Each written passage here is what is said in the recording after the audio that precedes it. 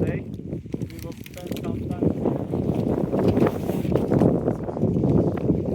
First, we will talk about tectonic geomorphology of the region and also glaciation on the Aladağlar mountain, and then we will do application training for young geomorphologists here, Professor Akif and Dr. Aydoğan will lead them. Others can join me. We will go other places to visit while they are doing training. Okay. So I think most of them.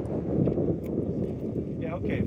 So in Turkey, maybe you have heard lots of time famous falls like North Anatolian Fault or East Anatolian Fault. These are actually transformed faults that accommodate westward escape or westward movement of Anatolian microplate to the west.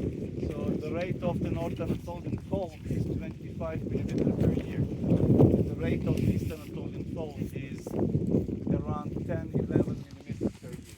So these are the transform structures. They define the plate boundaries between Anatolian microplate and Arabian plate, and between Anatolian microplate and Eurasian plate.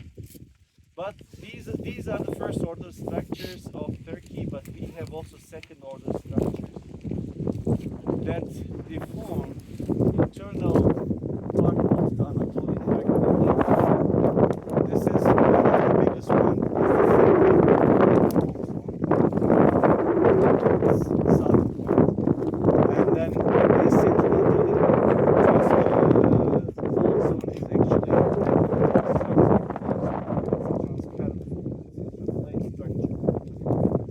so this left lateral motion actually was unknown for a long time until we have done studies on this fault zone. So we are on the Jewish segment of this fault zone. So if you look at this figure here, we also distributed some papers. If you group it out, actually this is a satellite image, astro image of the region. Shows that in the left, actually this is the east, this is west, south, and north. Okay, in the east we have a bowl-shaped mountain from here. Okay, this is the Mount Aladağlar. It means red mountains. Of course, it's not red now, but when the sun sets, it is red. It's super nice. Okay, and then this limestone block is actually Eastern Taurites. So in Turkey, we are in the Alpine Himalayan orogenic belt, and the southern Turkey is delimiting by a taurite, starting from southeastern Turkey and coming from the central Turkey and going to eastern Turkey toward Iran. Then Zagros and Makran goes like this. Okay, so this is actually now we are at the boundary of the central Anatolian plateau. We talked in our bus, sorry for repeating the same things, but for the other person in the bus. So the central Anatolian plateau is a high elevated low relief plateau. Okay, what is the mean elevation? Is 900 meters, and except the stratovolcanoes that goes up to almost 4 kilometers, the relief is around 250-300 meters. So this is a orogenic belt, orogenic plateau delimiting taurites originating the south and the pontites in the north. And here it is. The fault is just coming from, if you look at the horizon, you can see a nice saddle. Okay, there's a triangular pyramidal hill. On the left of this hill there is a saddle. So, and then you can see the reddish colored soils over there and small shutter ridges coming toward us. And just in front of us there is a highway that we pass. You can see also dirt road. This is actually exactly the central Anatolian fault zone, and now it is just in front of us. So this depression in front of us is a central Anatolian fault zone, and it's a Ecemish segment actually. Okay, and this fault zone has already been mapped in 1980s, but there was a question about its quaternary activity. One of the biggest challenge was finding datable offset geological or geomorphological features. Okay, in that time cosmogenic surface exposure dating, or OSL, was not very famous. But starting from 2000, when Akif come back from United States, I come back from Germany, we come together and we established a chlorine-entered cosmogenic surface exposure dating laboratory in Istanbul Technical University. Akif running, he is the leader of the laboratory. And we decided to give a project to quantify slip rate of this fault, and we did long-term mapping of the geomorphic features.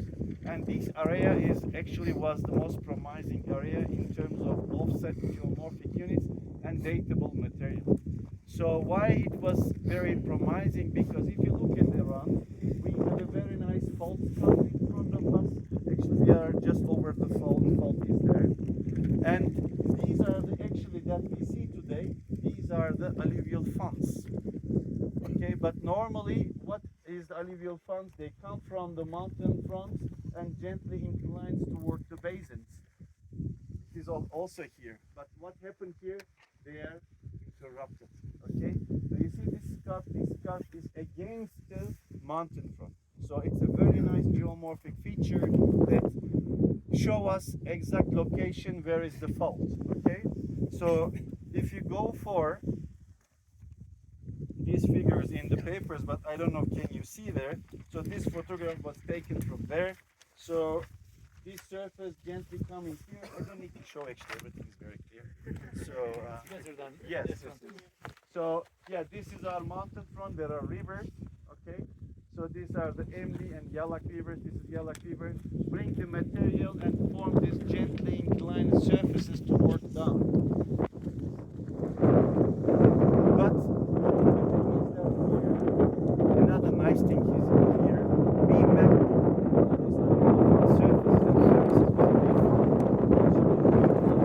generations of alluvial faults, which is very important to constrain timing of this fault's activity. Okay, so this top surface, okay, we label it is Y1, but this is Turkish. Let's say S1. Okay, surface 1. So this top surface is surface 1, and it is cut by fault. You can see the nicely developed storm. And when we map a little bit just behind us, behind long hair guys, so you see that there's a small surface. Okay, but this surface is very limited area, and it doesn't go up to the mount fault.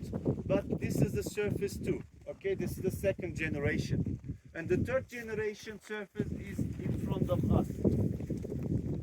This nicely developed surface, you see there's a small gully developed over. This is not the fault just because there is a water flow over there. Okay? So this was really nice to constrain timing of deformation here, because we could date the top surface which is cut by fault, and we could date this surface 3 which has not been cut by the fault. Okay, so this will give us when the timing of deformation. So it means that since the formation of this third generation of surface, this fault has no large magnitude earthquake, because it doesn't create any surface rupture. Okay, this surface has not been offset, and there's no scarp on it. It's super nice. So we collected samples starting from upper side of this surface 1, and also on the western block of the fault, which is upstream block of the fault. And these ages that yield the oldest age, maybe now I can show it. Here it is. This is the figure. Okay, we did a profile starting from upper part of this surface, one down part. In that time we had lots of money. So, and then we took 14 samples. And then it was very nice to see how ages are different. Ages are getting younger, especially in the upturn block toward the fault zone, because of shearing over there. It is nicely eroded, so ages are younger. But we took the oldest age as a representative age of this surface. Okay, believe that this is the last